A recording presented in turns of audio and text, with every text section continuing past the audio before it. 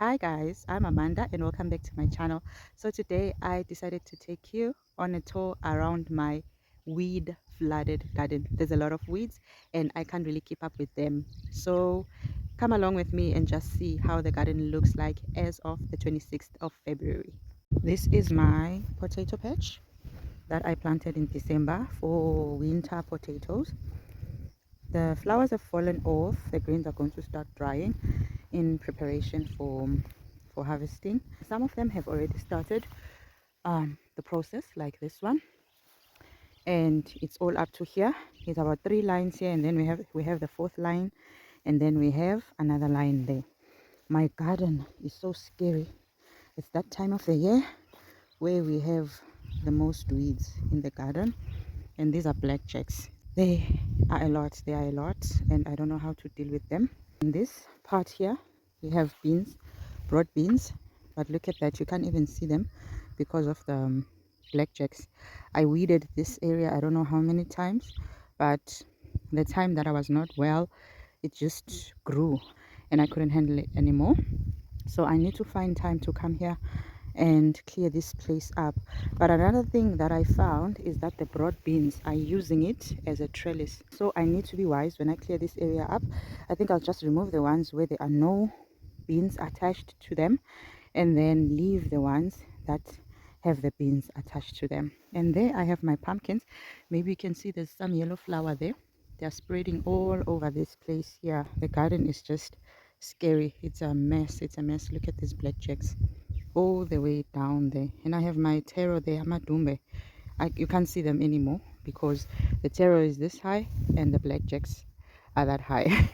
This is just how the garden looks. I will try to put on my garden boots and just come into the garden and show you how it really looks from the other side. I also had some cucumbers, which we got about 4 small cucumbers. Those are pickling cucumbers that I planted, and I have some sunflowers, but you can't really see them because of the blackjacks. So yeah, I'll probably take you in the other side and show you how the garden looks like. I have a lot of work to do clearing this space, especially the one that is planted. I also have watermelon on the other end of the garden, and yo, because of the blackjacks you can't see it, but this is how everything is looking. Initially we had maize or corn planted this entire area, and the crows just took everything out. We have that problem here. They took everything out, and this was the surviving corn. And then we decided, instead of putting more corn down, which was going to be taken out by the crows again and again and again, let's just put our winter potatoes. These ones we planted on the 25th of December, actually. Yeah, on the 25th of December. And yeah, they'll be ready, I think, probably like end of March. So we have 4 lines here, and then we have this one line and this other line here. I had my marigolds planted here, and obviously they are dying now. This is the top part of the garden. This is the tomato patch. We've got beautiful tomatoes growing here. Because of the hail, you can see that some of the tomatoes dropped there. And here we've got basil. We've got basil, which I need to harvest. I've harvested a lot of already, but I need to harvest on this one as well. We've got sage, another basil plant, and the pepper plant is growing here as well. We've got some lovely tomatoes. These are San Marzano tomatoes. So this is how this bed looks like. And wow, look at that tomato. Look at that tomato. I'm taking it out. This is my old tomato patch, and this is how it looks now. These are my pepper plants, and then we've got what's left of the tomato plants, and they are still producing tomatoes, but they are smaller now. And there are some new ones that still need to ripen, and we've got some celery there and spring onion. After I trimmed these tomato plants, I just saw a huge difference. They are healthier, and the fruits are healthier as well. I'll just take these and put them here. Go get a bowl in the house to put them in. Look at this one, such a big tomato, a bit bruised but good. Put that here and take these two. So yeah, they're also like still producing, and The tomatoes are more healthier now. I trimmed it like 2 times already now. Yeah, I'll come collect these later. So this is what is left of this bed. We still have a lot of jalapeno to harvest there. And then we have this bed. I had my chamomile. It's no longer producing any new flowers. It's like drying out now. So I just packed it here and put it here. But we still have that old spring onion and some spinach. Also have some spinach. I've removed like most of the marigold from the beds. This is how the beds are looking. Also have some spinach, chives. I want to put asparagus. I've got seedlings, asparagus seedlings. I'll just top up with compost and then put asparagus seedlings here. And this is my garlic chives, and it's flowering. Some of it is already like preparing to seed. And then we have this messy bed here. This bed is very messy. We've got spring onion, we've got yellow Swiss chard, the calendula that is already tired, and the other calendula. I need to come and collect seeds. These are all seeds that I need to collect. And there's just grass. We had planted beets and red cabbage here, and then it's just grass everywhere. Also, I was waiting for this coriander to dry so that I can harvest the seeds for cooking and also for storing to plant in the next season. What I realized also last year was that coriander really loves cool temperatures, so I'm just going to put a few seeds in the ground to grow new plants. And then we have this big bed here. I removed the flowers, and we have some Swiss chard which was badly hit by the hailstorm yesterday. And we've got okra here. We've got 4 plants of okra. You can see they are flowering there. There are some flowers that are coming out, and on this one I did see one big okra fruit.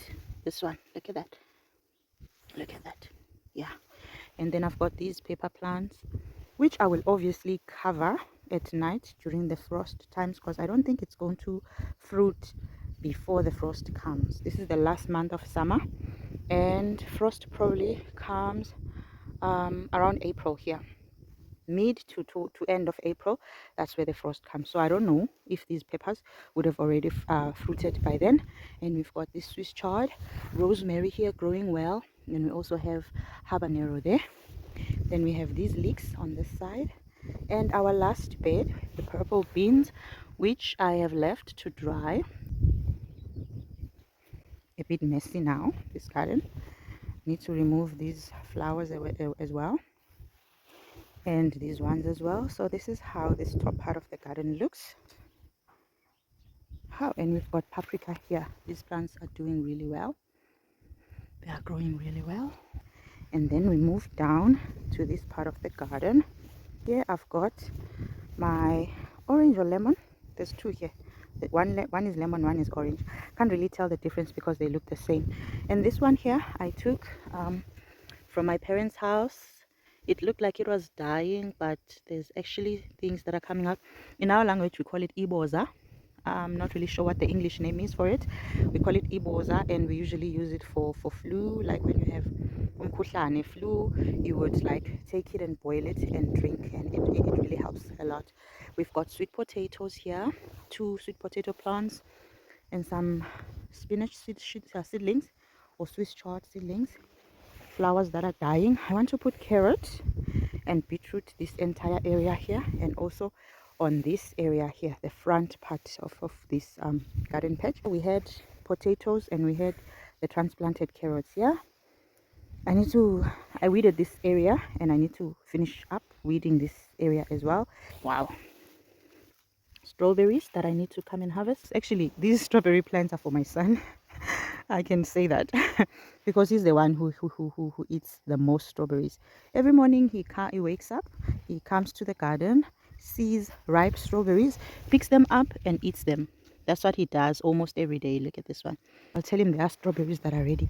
That's what he does almost every day. Comes to the garden, looks for strawberries, picks them up, and then eats them. We told ourselves that we have planted these strawberries for him, and then when there's plenty of strawberries, I'll also come and like pick a few, wash them and eat them. But these plants are mainly for him because strawberry is one of his favorite fruits. Yeah, it's all weeds. Yeah, it's all weeds. I had volunteer potatoes which I harvested, so I need to clear this part up. And I've got these 3 sweet potato plants which I need to heal. I need to put the soil around. And then this is our big garden. I have a flower here. I have a flower, and I have other flowers here. What are these called? I'll find the name. I'll remember the name and then put it here. I planted it, I think it was around November, December, and these were the seedlings that survived, which are becoming mature plants now. And this is another plant. I'll also remember the flower. I just forgot them. I know them, but I just forgot them. For now, I'll put the names on the screen. Here I planted my potatoes. This and the 4 lines, I planted them first, and then the rest of the lines, which I used the old way, like healing them, putting soil around. I have harvested these 3 lines. To be honest, guys, I planted these potatoes on this soil. This is virgin soil. We have never planted anything on it before, and they were really small, very healthy, but really small. From the 3 lines that I harvested, very small potatoes. And yeah, I didn't get any big potatoes, so I just cooked them as baby potatoes. Still need to harvest here and harvest this entire area. On this soil, I didn't add any manure. I didn't add any fertilizer or anything to boost soil fertility. This was just virgin soil. I just put the potato seeds. I wanted to see how big they will grow if I don't add anything that is going to boost the soil fertility. Then we go to the big. This is how the garden looks. There's my maize that survived, and as you can see, it's as tall as the blackjacks. We have blackjacks everywhere here. They just took over this garden before I could even like plant anything on this part of the garden. And we have some watermelon down there. I'll try to go in, but also I'm a bit, snakes and all that. I don't know whether there are snakes on a day like this, but I'll try to go in and take a video for you guys. This is how the garden looks. Have a lot of work to do. And also here, it's our potato patch down here. It's our potato. This entire area here, there's potatoes, volunteer potatoes that grew here, which I need to harvest.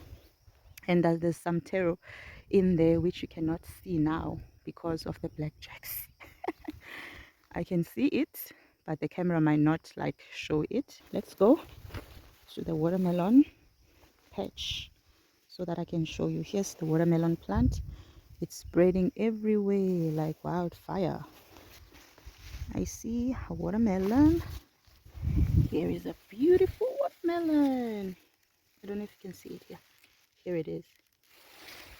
And then there's a second one on the bed right about there. That's the one. Oh, and there's a third one there, and it's quite big. There's a third one there. Wow. Let me try to go closer. Wow, I'm so happy. Here's the second one. Here's the second one. Wow. And we also have this one. What's it called? The melon that we planted. I planted 2 different types of melon. I'll put the name on the screen. Wow, we also have it. Wow. There's another one there. And then there's a big watermelon there by the corner. There, by the corner of the bed. I wonder how many more watermelons are hiding in the grass and in the blackjacks. I think we'll only know once we have cleared this entire garden and removed these blackjacks. But I'm so happy. At least I'll get 2 melons, these ones, and then I have 3 watermelons, yeah, that I've seen. But I don't want to be too excited. You know what they say don't count your chickens before they hatch, but they look like they are not going to spoil or anything. They are growing healthily, so yeah, I'm excited. Can't wait to see how many I get. There is another one here, a small one. Wow, I'm so excited, guys. And this is my garden. What a mess. What a mess. I've just realized that this garden is really big. My plan was to plant this entire garden this year. That is a lot of space. Like that potato patch there, it's a lot of space. And I thought I could plant like potatoes all over, but I couldn't. I also have potatoes there, the ones that I showed you first. And now we are going to the pumpkin patch.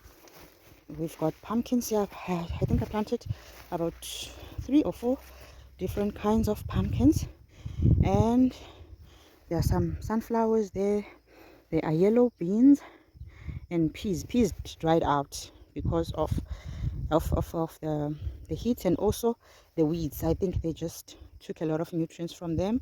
I saw here's one that is growing here, still very small. And here I came last week to clear this bed, and I can see the yellow beans there now. It's clear, so I need to come and clear this bed and this bed and that bed there, the one for broad beans. But let's go in and see if we won't see anything in here. I did see one big pumpkin and one Hubbard squash. This is it. This is the one. This is the pumpkin. So pretty. So pretty. I like the shape. I like the shape. And this is where I got the cucumbers. This is where I got, these are the cucumber plants. I don't see any cucumbers, but they are flowering. And I did see one small cucumber that was growing from one of the plants the other day when I picked the 4 small cucumbers, but I'm still going to give myself time. There's also yellow beans there. I can see a plant there, and the other one, I just need to come clear here so I can see more beans. Looks like there's something, oh my, there's something growing here. Beautiful. It was small the last time I came here, so I didn't think it will survive. And there's a beautiful Hubbard squash that I saw here. A beautiful Hubbard squash. Look at that, guys. This is one of my favorite pumpkins. Beautiful Hubbard squash. And the other ones, this is just what is happening to them. They grow. Once they start growing, they just dry out. I don't know what the cause it is, but I'd be really happy to get, even if it's just 1 or 2 Hubbard squash, because I really love them. So I don't know if there are any pumpkins growing somewhere in there, but I will definitely know once we start clearing out this place. Also, that blackjack bush there might be pumpkins also in there, but we'll only know when we start clearing the space out. I have some peas in between there which I don't know whether they are alive or dead because of all these weeds. Yeah, I don't want to go in deep. I don't know if there are any more pumpkins there, but I'm sure there are, but I'll only know once we clear it. So yeah, this is the tour, guys. I just wanted to like take you around my garden as of February 26th. These are the realities that we live with when we have gardens. We have those moments where our gardens are just out of control and there's just a lot of weeds to deal with, which sometimes we can't really keep up with until the winter season starts, where everything is drying out. And during that time, it's the easiest to like deal with the weeds because they're already dry. You just pick them out and then you collect it and just burn it. And yeah, this is just the reality of our lives as gardeners. And thank you guys for joining me.